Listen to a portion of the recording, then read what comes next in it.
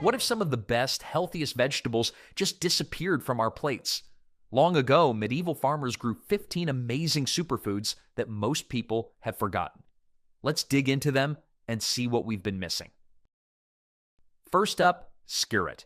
This superstar root vegetable of the Middle Ages has mysteriously disappeared from modern farming.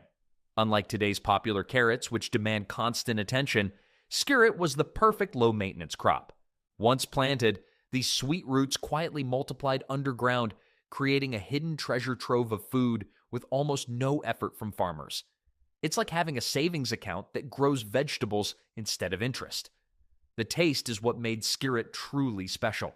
Naturally sweeter than carrots or parsnips, these slim white roots were so delicious they earned royal fans. Medieval nobility couldn't get enough of them and demanded skirret be grown in palace gardens. Talk about a vegetable with a royal fan club. What made skirret particularly valuable in medieval times was its reliability. During harsh winters when other crops failed, these hardy roots continued providing nourishment. Old farming texts describe them as the comfort of the poor man's table when fields lay barren.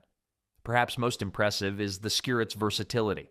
Medieval cooks roasted them, boiled them, added them to stews, and even made sweet pies with them. They were essentially the medieval equivalent of potatoes before potatoes arrived in Europe. These roots were so useful, they deserved their own coat of arms. But somewhere along the way, this incredible vegetable faded into obscurity. Modern farming favored faster-growing, larger roots. Meanwhile, another forgotten plant was causing quite a stir in medieval gardens. Romans first brought this bold plant to Britain, where medieval farmers quickly fell in love with it. But Alexander's wasn't content staying in neat garden rows. This veggie had the ambition of a weed and the taste of a delicacy. The medieval equivalent of finding out your annoying neighbor is actually a great cook. What made Alexander special? Every single part was edible: stems, leaves, flowers, roots, and seeds. Medieval people ate the young shoots like celery, used the flowers in salads, and ground the seeds as a pepper substitute. The leaves added a strange but pleasant flavor somewhere between parsley and celery to soups and stews. The plant grows up to 6 feet tall with bright yellow flowers that attract beneficial insects. It thrives in coastal areas, cliffs, and roadsides without any human help. It's the freelance vegetable of the plant world, showing up uninvited but doing good work. Despite its usefulness, Alexander's gradually disappeared from our diets. By the 1700s, celery had taken its place in gardens and kitchens across Europe. Today, most people walk past it growing wild without recognizing this once valued food source.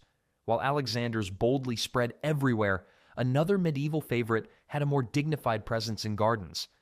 Why did one of the most useful plants of the Middle Ages vanish from our gardens? Good King Henry deserves a comeback. Unlike the rebellious Alexanders, Good King Henry starts with a mystery. Nobody knows why it got such a royal name. What we do know is that it was everywhere in medieval Europe, growing both wild and in carefully tended gardens. Growing Good King Henry is about as easy as growing dust on a bookshelf. It practically takes care of itself, sprouting year after year without replanting. If plants could fill out job applications, Good King Henry would list extreme reliability as its top skill.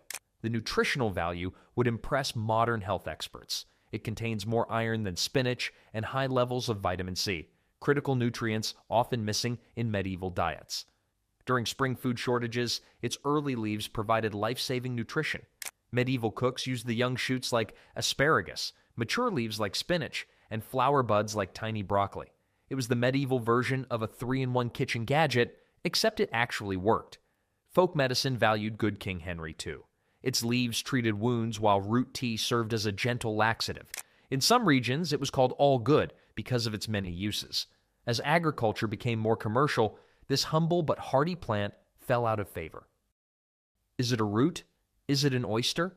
Medieval farmers weren't quite sure what to make of Salsify. This strange root vegetable has one of the most peculiar flavors in the plant kingdom.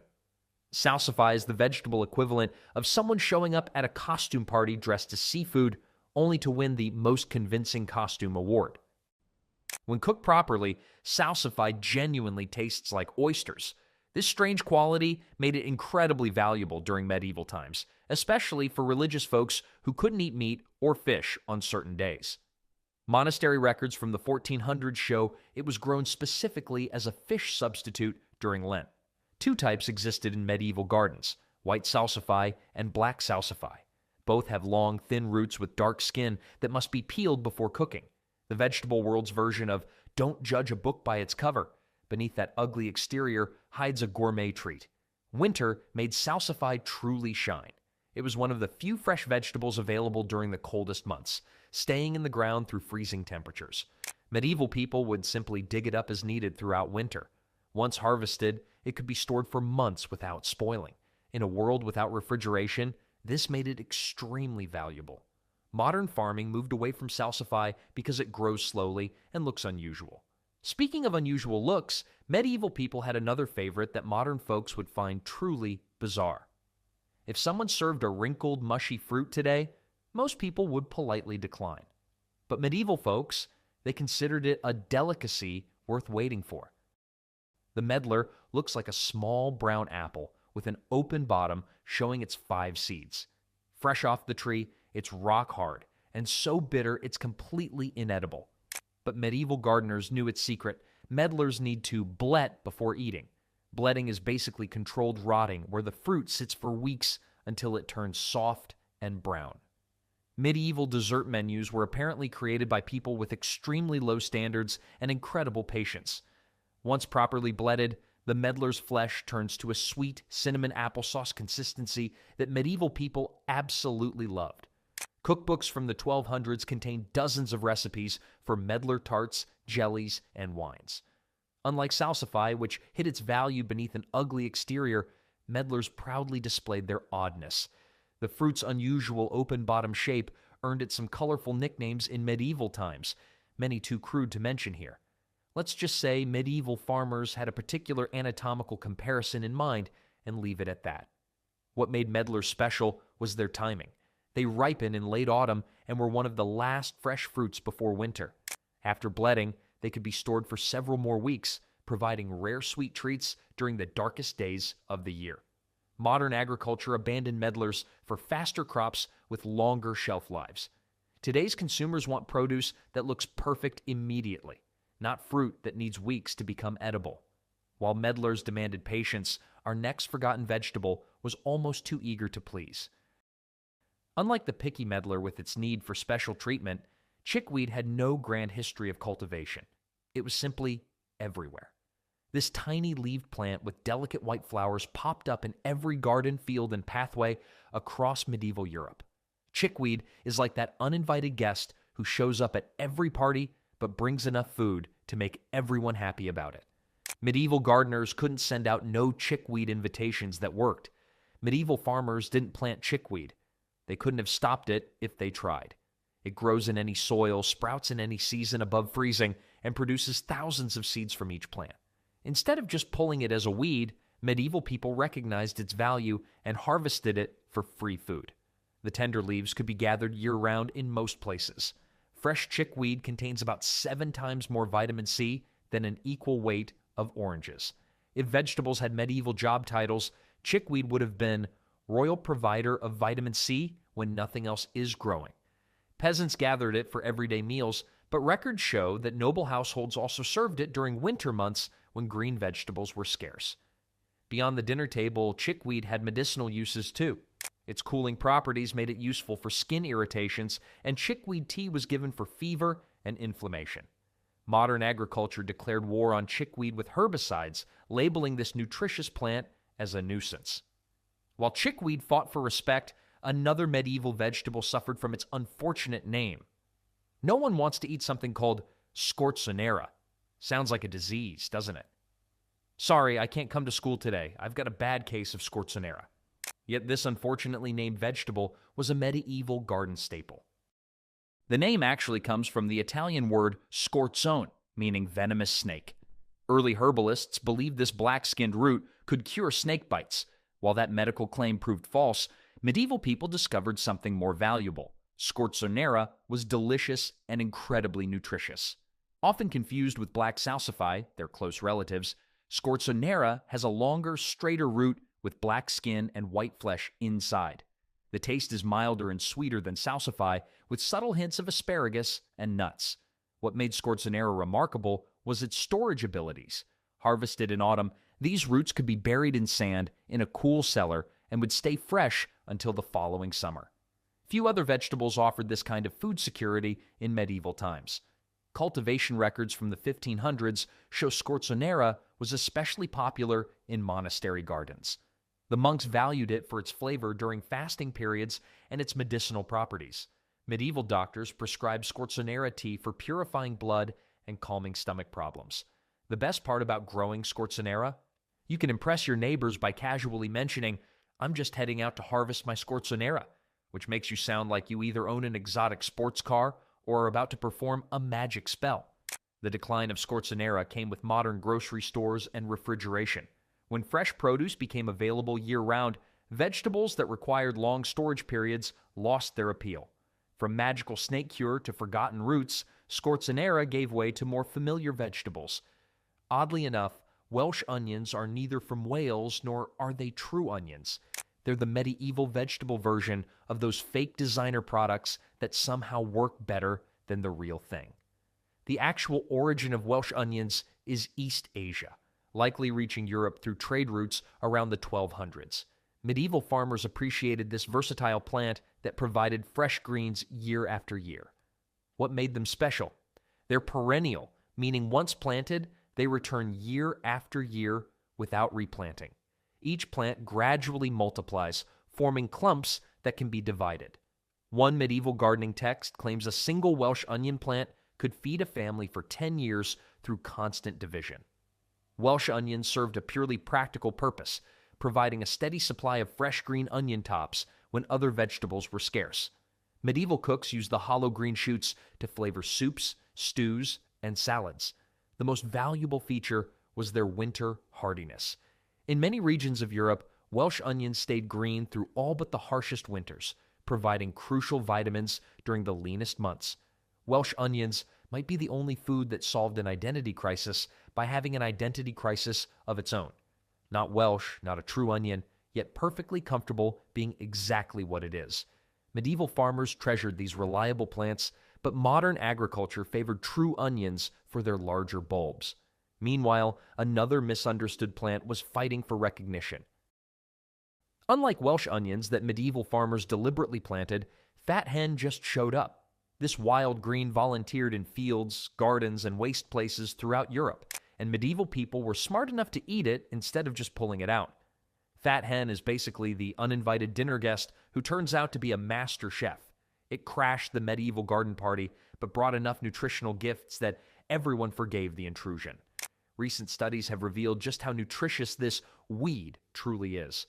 Fat hen contains more protein than cabbage, more iron than spinach, and more calcium than kale. Had medieval nutritionists existed, they would have classified fat hen as a superfood. The name comes from its effectiveness as poultry feed.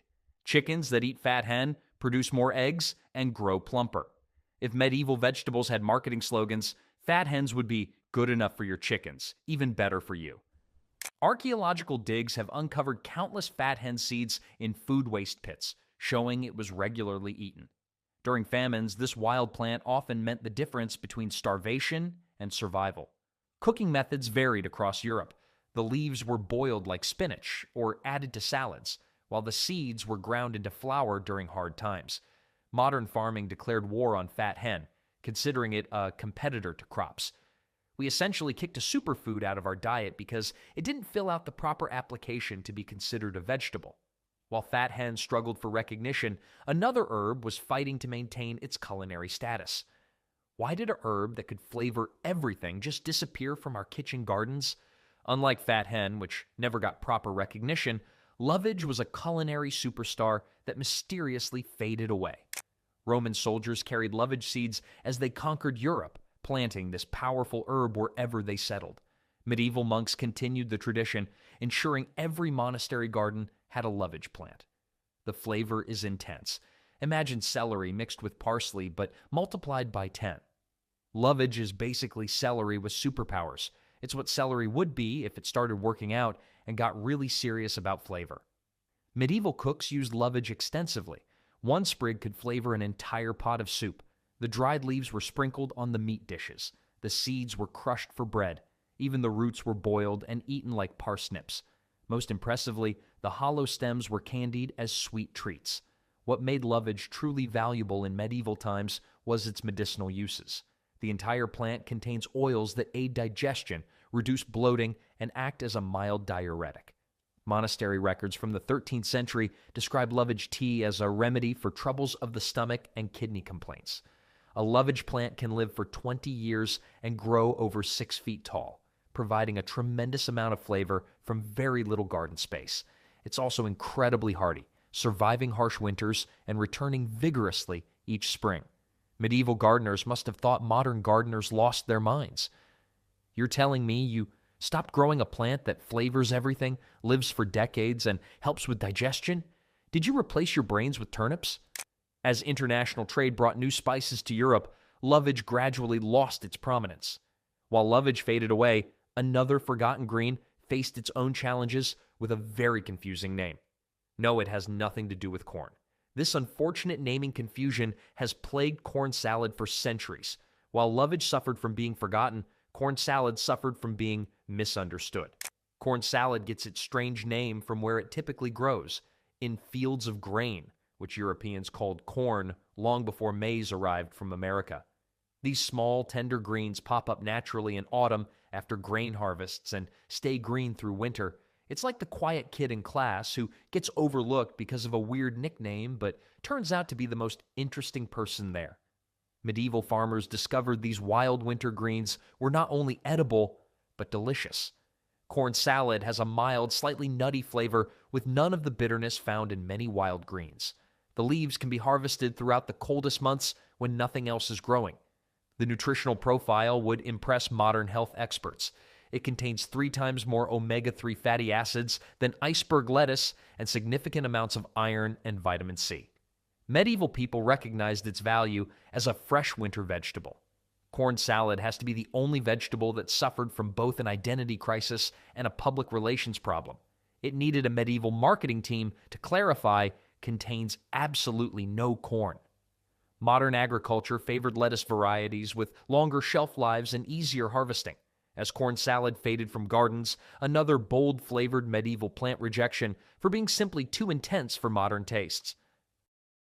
Too intense for modern tastes? That's the story of tansy, a plant that medieval cooks couldn't live without, but modern people have almost completely abandoned. Tansy grows as a bushy perennial with fern-like leaves and bright yellow button flowers. Every part of the plant packs a powerful aromatic punch, a complex mix of bitter, spicy, and slightly sweet flavors that medieval taste buds craved. Modern chemical analysis has identified over 40 different flavor compounds in tansy leaves. If herbs were rock bands, tansy would be the one that plays so loud the neighbors call the police. Medieval cookbooks feature tansy in everything from savory dishes to desserts. The Easter specialty, tansy pudding, combined the chopped leaves with eggs, cream, breadcrumbs, and sugar, then fried the mixture into a cake. Tansy-flavored cheese was popular in spring celebrations, and even ale was infused with tansy for special occasions. Beyond its bold flavor, tansy served a practical purpose in medieval cuisine. Its powerful compounds work as a natural preservative, extending the shelf life of meats and baked goods. This was invaluable in an era without refrigeration. The plant also played a crucial role in medieval medicine. Tansy tea was used to treat intestinal worms, digestive issues, and fever. Monastery gardens always included tansy for both culinary and medicinal purposes, often planting it near doorways where its strong scent could repel flies and other insects. Modern chefs would probably describe tansy as aggressively aromatic, the medieval equivalent of using all caps in your seasoning. As milder herbs like parsley became more popular, tansy gradually lost its place in kitchens. While tansy fell out of favor for being too bold, another forgotten vegetable suffered the opposite fate. It grows wild. It requires zero maintenance, and yet we somehow forgot all about it. While tansy was too bold, sea kale was too easy to overlook. Growing along coastal areas of northern Europe, sea kale was a valuable food source for medieval communities. This hardy plant thrives in sandy, salty soil where few other edible plants can survive. Sea kale is like that friend who brings food to every gathering without being asked, yet somehow never gets invited to the cool parties. Medieval people harvested it two ways: blanched young shoots in spring, similar to asparagus, and matured leaves later, cooked like cabbage. Unlike many wild foods, sea kale is mild and sweet tasting. What made it especially valuable was its vitamin C content, 6 times higher than lemons by weight. For fishing communities with limited access to fresh produce, sea kale prevented scurvy. The disappearance of sea kale from our diet is like forgetting how to accept free money. It's literally sitting there on beaches, being delicious and nutritious while we ignore it. As sea kale faded into obscurity, another unusual plant was struggling with its dual identity. This one is truly weird. Woad was primarily grown for making blue dye, but medieval people also ate it. Unlike sea kale, which was purely for nutrition, woad lived a double life. The blue pigment from woad leaves colored everything from clothing to warrior paint. Before woad, trying to find blue clothing was like trying to find a quiet moment at a toddler's birthday party. Theoretically possible, but highly unlikely. What's strange is that young woad leaves are perfectly edible before they develop their dyeing compounds. Medieval farmers harvested these tender first leaves for spring salads and soups. The flavor is mild with a slight peppery kick, similar to young mustard greens. Growing woad was a smelly business. The process of extracting blue dye involved fermenting the leaves, creating such a terrible stench that royal decrees banned woad processing near important residences. It was the medieval equivalent of that one weird food that makes your whole kitchen smell for days. While woad struggled with its identity as both food and dye, another humble vegetable part was being overlooked.